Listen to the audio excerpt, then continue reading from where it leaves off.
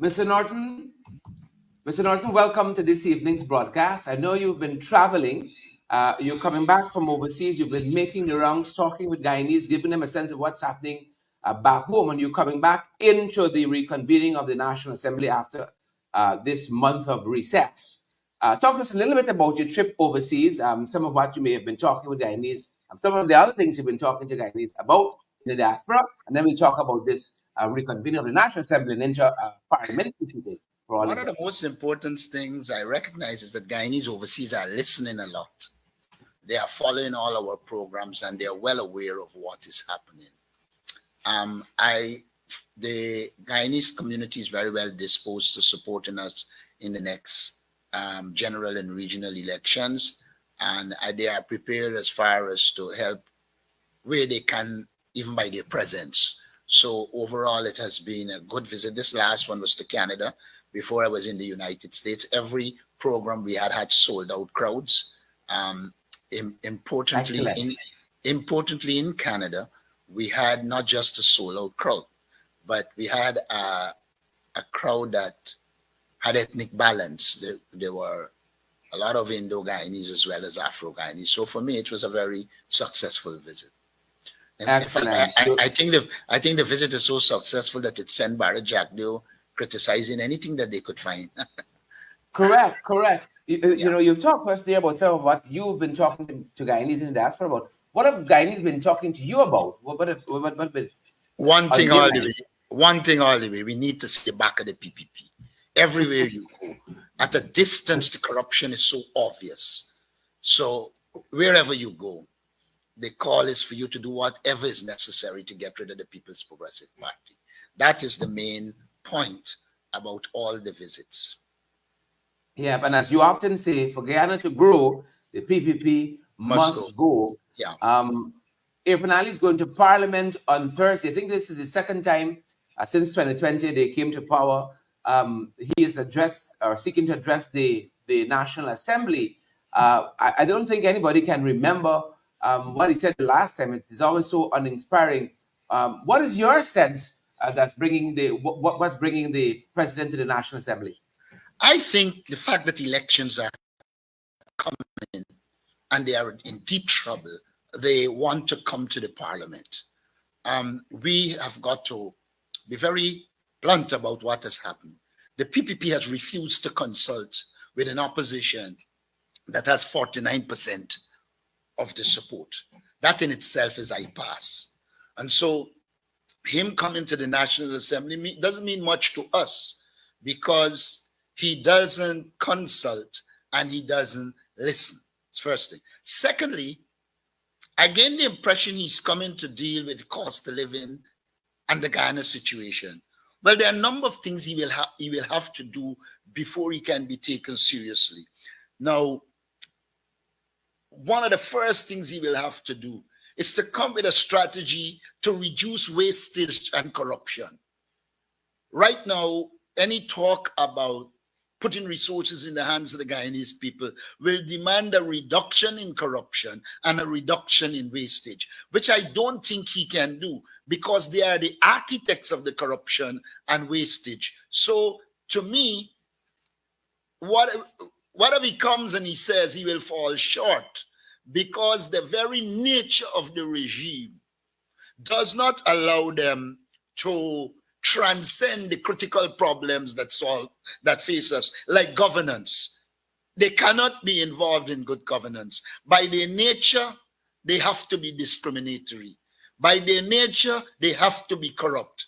And so I don't see how they will come with proposals that will deal with this question of wastage and corruption. Then he will also have to deal with the depoliticization of the Guyana Police Force, to the extent that the PPP has corrupted the Guyana Police Force, to the extent that the PPP has politicized the Guyana Police Force. Any serious talk about bringing relief to the people of Guyana must include a depoliticization of the police force. And if you're going to appoint a commissioner, you have to investigate those that are there now before you can talk anything about about appointing a commission and deputy, or else you will merely be showing that you are complicit in corruption and you are prepared to continue in the same way. So if he doesn't address that, his speech cannot make sense, because one of the critical issues facing Guyana is the lack of proper law enforcement in keeping with the laws of Guyana. And so if he doesn't speak to this question, then I don't see how is it we can listen to him.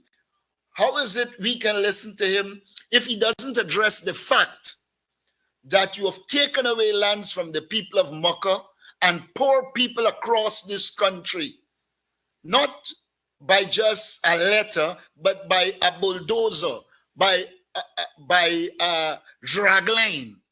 You have physically destroyed the people in Mukah. So if you come in now, you have to come and tell us about restitution for those ills, because you have committed a number of ills in this society.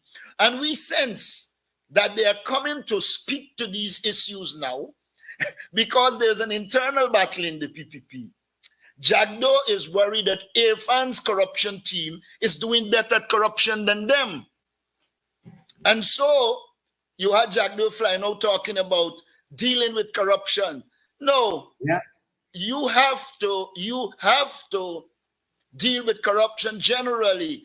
The question of whether Irfan is more corrupt than you, it doesn't matter, because both of you affect the people of Guyana. And so we in the opposition will observe that unless they can deal with this issue, then again, we have to confront the PPP. And now you have a number of local democratic organs in which the people elected the APNU in the last elections. And in the general and regional elections, the APNU AFC, you were starving Linden of resources. You were starving New Amsterdam of resources. You were starving Georgetown of resources. When we were totally in charge, you were starving Bartica. You were starving Madia. Now you're giving resources to those areas, and you continue to starve those that are controlled by the APNU. So don't tell us you have Guyanese at heart. You don't. What you do is you are politicking. One good step in his speech would be to say how much resources will be allocated to the regions won by the APNU. And then he must not only do that, he must allow them to identify the REO and overseers, because you can even put the resources, but if you continue to control the REOs, the overseers, the town clerk like you're doing in Linden, then you can't be speaking to us, because you already put the machinery in place for control and domination. And if you're going to deal with the issues, you have to break down that barrier, that insidious machinery that you have put there. And so you have to come much better than that and allocate the resources. And then you have to end this nationwide what I call this nationwide crisis of corruption and discrimination. What can he say? What could he come and say to deal with the incompetence? The only thing that could deal with this incompetence is a change of government. Nothing that he says will cause Edghill to run projects better. Nothing that he says will ensure that $7 billion in contracts, $7 billion in contracts do not go to a friend of Barry Jagdo. These are the critical issues that are affecting Guyana. Guyana is being badly governed. You took over a GPL that was on the move. You put us where we are a blackout nation, even to the point of affecting our cricket. So what I'm saying here is this: we are not prepared to go in Parliament and listen to Irfan Ali talking garbage. We might go in there, but if we go in there, we can sorry, because we ain't gonna behave ourselves.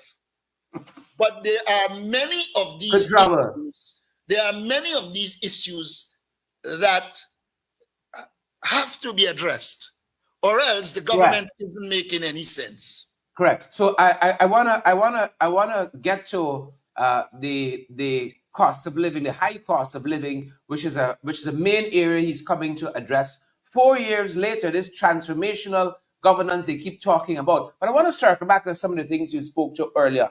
For instance, the appointment of a substantive commissioner of police. You've already been on record as saying in the past, for instance, where the Chief Justice is concerned, the Chancellor, you are for the current office holder.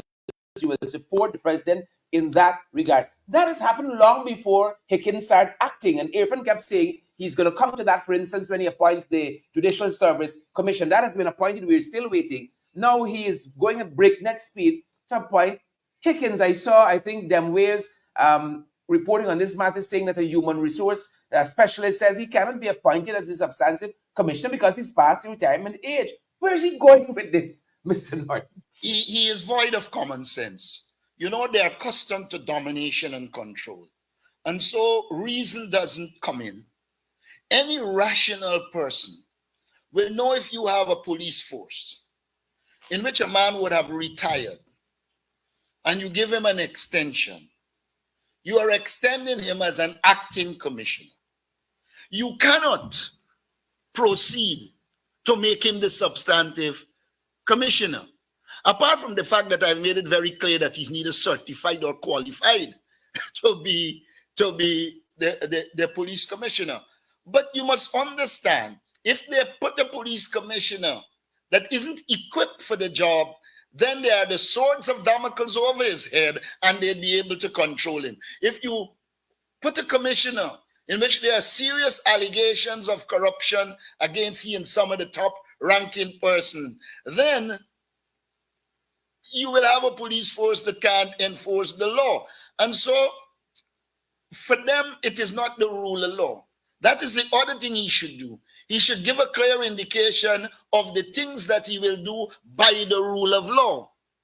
We speak to the Chief Justice. Yes, he did say once they appoint the judiciary, they will move ahead and appoint the Chancellor and Chief Justice. But you see, he wants certain people out. They want a judiciary that they are totally in control of. And that is what is preventing the confirmation of the two young ladies. And he cannot say it is political because many occasions there were rulings that weren't, I would say, favorable to us. Correct. But we live with it. There are many rulings that aren't favorable to citizens. They live with it as part of law. But that is not the PPP. Look at how Jagdeo virtually cursed out Kissoon for a decision he made in the interests of the people of Guyana. These people, this is an election gimmick. Remember, Jagdeo expressed concern about how corruption will affect them. I think what they're trying to do is in the couple months that are left of their tenure to try and appear to be people serving the people of Guyana. But the people of Guyana have had 4 years of them already.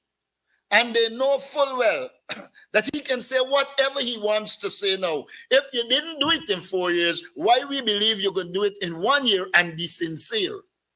Yeah, and the problem here is the absence of sincerity.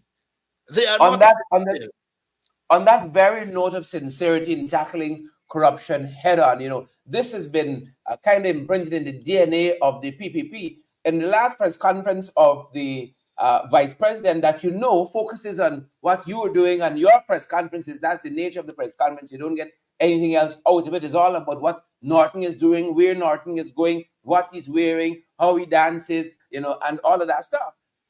He says that they found an engineer in Region 8 who was kind of double dipping. He was an engineer in the region and yet competing for contracts too. And, he said this is a conflict of interest, it's corruption. But he preferred to say that the engineer has to make a choice, something the engineer, which area he wants to function in, whether he wants to be a contractor or the engineer. It's left up to him. But we were made to understand that the contract has already been executed. The man has gone with his 40 million and the man is still on the job. Is that the kind of way, Jagdeo wants to tackle corruption, him and two in the living room and so on? That is the nature of Jagdeo. he recognizes that it's already a fait accompli. If you know the concept of a fait accompli, when it is done and it is done, well, you have to live with it. So if he comes It now, is done. And make these pronouncements to some of his supporters, he sounds as if he's tackling corruption. But the reality is known that he isn't, because the person is already paid.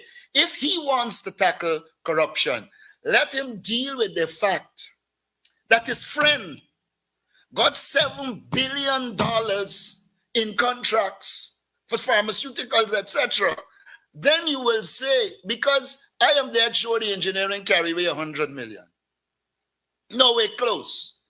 But you have in this system people who are incompetent, they are given contracts, the government comes, end the contract, and then got to get a new set of people more money because of what would have happened. Excuse me. And they know full well that it's corruption. They are involved in unparalleled corruption. Yeah. They have And been case the in most point, you have Starbuck News pointed out just over the last 24 hours, the Port Drawing Pump Station stalled because of the similar kind of practices. The Tupui Pump Station, that's the Bellevue Pump Station, just up the road, same fate. And you can name project after project after project after project. Correct. For instance, the Carafessa Avenue that had to be done over about 5 times. So why you And didn't currently say being done over again? why didn't he say Edgil or Ashney should choose? Can't say that, because they are part and complicit in all the allegations of corruption in this country. So we are saying to the people of Ghana, don't be carried away by this so-called address to Parliament. There are many things that have been said outside the Parliament and inside the Parliament that were not honored. Is it not the same regime that said when they lost power, they want a clean voters list and biometrics? Now they're singing a different song.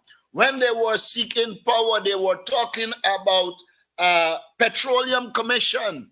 Oh, and you couldn't run it without the petroleum commission. Now they are saying no to a petroleum commission. It's going to hamper the pace at which they're moving, they say. Which they are moving, that kind of stupidity. They're not even prepared to do proper feasibility study. Jagdo is so barren in thought that he seeks to make the fact that you do feasibility study a problem. Oh, the APNU is only about feasibility and feasibility.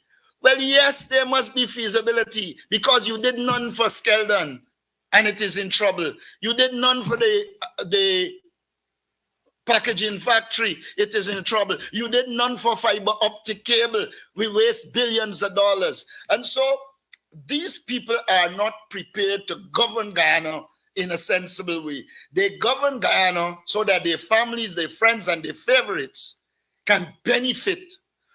Overall, oil resources are not meeting the people of Guyana. We have been saying at the parliamentary level, and even outside of that, the WPA has been saying, let us give a $1 million transfer to the people of Guyana in a direct way to each household. They don't want to do that. And then if they do that, based on their track record, you will know it is going to be discriminatory, because every cash grant they have delivered has been discriminatory in nature. Yeah. Some people still got some pink slips waiting, leader of the opposition. Some people still got some pink slips. Yes. Some of them must change the color, must be light pink. They got them so long. So nobody should take Irfaan Ali and Jack Doe seriously. Just before I head back into the issue of the high cost of living, and Irfaan Ali addressing the National Assembly on Thursday, another issue that he kind of talked about, you raised, the attitude of the government towards local government bodies that they do not control. On the eve of the last local government election, Jagyo was at pains to say, win or lose, they're going to work with all of these municipalities, NDCs, even if they don't win them. But we haven't seen them. How can we take Ali serious? We won them, and he refuses to work with them. What they're doing is identifying selective people who they think they can control in local government institutions and try and relate to them to appear to create division in the opposition one and to appear to be working with the people. But let's look at Linden. You promise to work, but you appoint Tom Clark, who lost in the local government election. And the very fact that he participated in the local government election should make him political and not qualified to be Tom Clark. But the government makes him the Tom Clark and then proceeds to use him as the Tom Clark to undermine the work of region, of the Town Council. Yes. The same is true about the RDC. Correct. So they cannot be trusted. They promise even their own supporters they will be different between 2020 and 2025. You go to the PPP support base and they are complaining just a few PPP insiders are benefiting, and the mass of Indo-Guyanese that would have supported the PPP are not benefiting in a direct way. So what is happening is the mask is coming off. COVID is over. The COVID mask that Jack Dale and company put in front, it's going. So people are seeing exactly who they are and what they are doing. The mask is coming off indeed. Mr. Norton, in February, during the national budget, you marshaled your members of parliament to support the government's package for cost of living relief. I think to the tune of over $7 billion. Just last week, a reporter put that question to the leader of the opposition. What measures have they rolled out or put in place since that money was appropriated towards that relief package? He said nothing has been done since then. But Irfan Ali is coming on Thursday to talk about the cost of living. What could Irfan Ali tell you that could persuade you that they are that they care about the Guyanese people when this money has been sitting idle for the last few months? Well, this is not the first time it's sitting idle. The year before, they passed it. And they wait until the end of the year when the prices go up. And is then that a government clears? Is that what people said in government? No, not at all. The word people doesn't go together with this government at all. Whenever you talk about this government, you talk about a kleptocracy. You talk about a ruling elite that is all for itself. But let us turn to cost of living. Every budget presentation since I'm leading the opposition 2.5 years ago, we have called for cost of living relief. Not only have we called for it, but we propose measures. I remember Gail Teixeira raising my speech and saying, oh, this had nothing about cost of living, etc. When in fact it had. And let me remind you the things that it had. Talk to us. Give me a minute. Apart from saying that we will put resources in the hands of people through cash grant, we made 12 proposals. 1, vouchers for Canter and minibus operators so that they can access lower gasoline costs. We had said then in my presentation that a lot of children can't get to school, that the cost of living is killing. Therefore, if you develop a proper law-governed system in which minibuses, Canters that are transporting food, etc., are given vouchers to get gasoline at a low cost, and you put the controls in place, it will impact the people directly. Excuse me. We also said, 2, the waiver of electricity charges for low-income individuals. We propose that you can help the people of Guyana by reducing the charges on electricity or subsidizing it. And this liar one, Jack, they run and say, I say I will remove subsidies. I never said that. We are always for subsidies, but we did say that we have to have a long-term plan to make these institutions viable in its normal scampish self. He put it over as if we said no to electricity support, but we never did. 3, the waiver of water charges for low-income individuals. We made that clear. They never did it.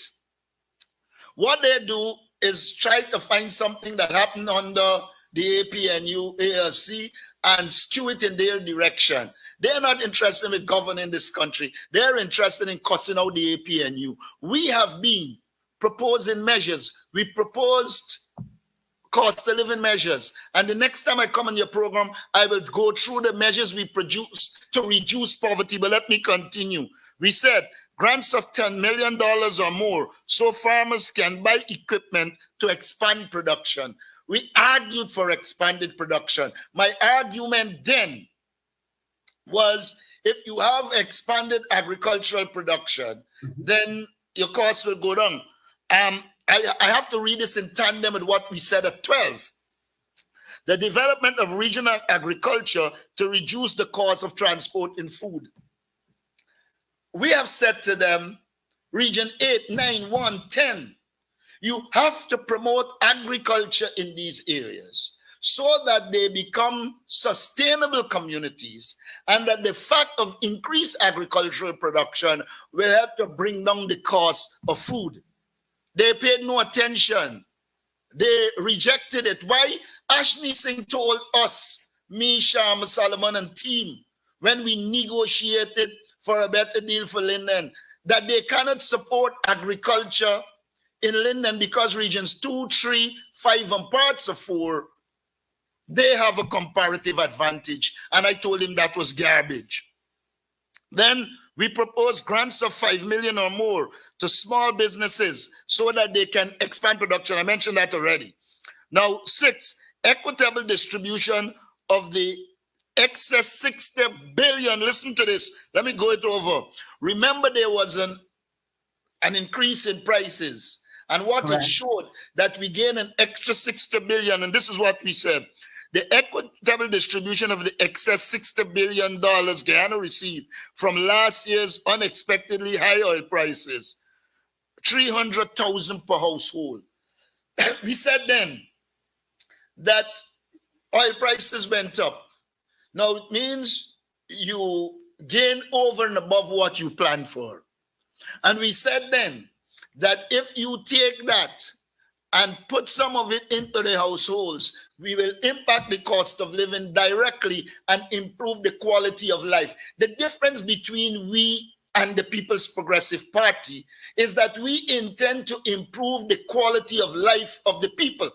The People's Progressive Party is intent on putting money in the hands of their family, their friends, and their favorites at the expense of the people of Guyana. So we also said at 7, an immediate 35% increase for all public servants. We said we will do that. This is before the teachers struck for increased wages. We always had the capacity to give them at least 30%. And they come sign a backdoor deal, giving the teachers next to nothing. So let me continue. Writing off of UG student loans and fees immediately to free up disposable income to families. We, University of Ghana, should have already been free. Forbes Burnham, Forbes Burnham, whether you like him or not, afforded this country free education from nursery to university without oil resources. Why on earth the People's Progressive Party, with the billions that they are wasting, cannot give our children a high quality education, and not just not let them pay, but pay quality lecturers, even some from the diaspora, so that we can improve the quality of education and improve the human resource capabilities of this country. Well, I dealt with, we also said, provide students stipend of no less than $50,000 a month for higher education and technical schools. When I was advisor on youth empowerment, we had done a survey, and we saw that children that had the resources to get to the technical institutes got there. Those that had the money to the university got there. But once they were far off and they were poor, they couldn't. We have made a proposal in this last budget. I made the proposal. And we continue as part of our people-centered development strategy to say, oh, I should point out, Lion Jack there, the liar, King Lion, the liar, went and tell people how I said I will get rid of the 40,000 10-day workers. I never said that. I said we will increase it to 50,000. But the significant difference between we and the PPP is that they are doing it for domination and control and don't want those young people to advance. We're going to increase it to 50. We're going to link it to educational and other opportunities so that they can improve themselves and become employable at the full-time level. But Larry can't help himself. He has to lie. And so he gave a total different version. Now, those were 12 things we identified in that budget speech. The government paid no attention to the relief. In fact, what could Irfaan Ali come to say? They were arguing that to take measures to deal with cost of living will carry up the food prices and inflation, will result in inflation. I remember arguing against them, saying that in the history of wages rise in this country, the one under Granger, which was about 70%, and the one with the arbitral award by Armstrong, none of them resulted in inflation, in high prices and inflation. And how is it you could be a caring government and you can't take measures to deal with inflation? If they had followed us into agriculture and developing the production capability, once you develop your production capability, you create new jobs, you will have a situation in which it will impact positively on prices. But they are not prepared to do that. They are prepared to pay lip service. But even while they are talking about putting money in the hands of poor people and of public servants, will result in inflation, they are well prepared to put at least 20% of $666 billion in the hands of the cronies. We have got in Guyana a system based on cronyism. There is no free market. Cronies in charge. Yeah. And when the cronies do their corrupt act, you politicize the police so that the police can protect their cronies. Irfaan Ali should not come to Parliament to say anything. He cannot be believed. They have shown that they are incompetent and can't implement their own measures. They've shown that they are divisive.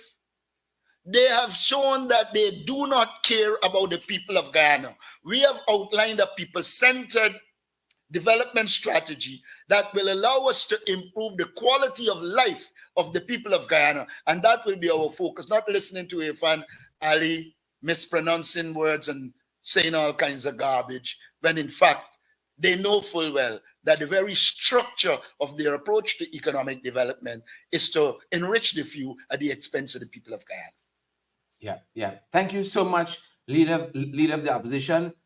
It is clear you have a plan and you are ready to hit the ground running on day one. I know you've just come back, as we said at the beginning of the broadcast, and we know you're settling in. You have a full week ahead. We are going to leave it there, and we are going to have you back perhaps post presentation on Thursday to walk through some of what is said by Irfaan Ali in the National Assembly. Thank you so much for your time. Thanks for having me, Sherrod.